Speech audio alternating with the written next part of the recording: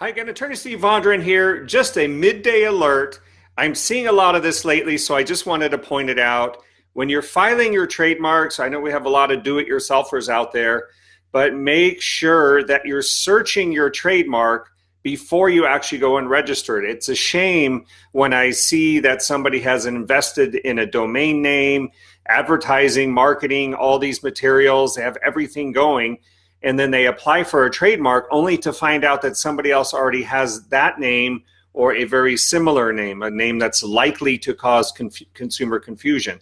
So if you're picking a name that's likely to cause consumer confusion, the USPTO, the trademark office, is going to likely deny you, okay? And that's a real shame that you can't get your trademark and you've put all this time, money, and effort into it. So just wanted to give you this midday advisory, something important to know, general legal tip, some general information for you. It's not legal advice, just general information, something to think about if you're filing your own trademarks. Okay, I got to get running. We'll talk to you later. Take care.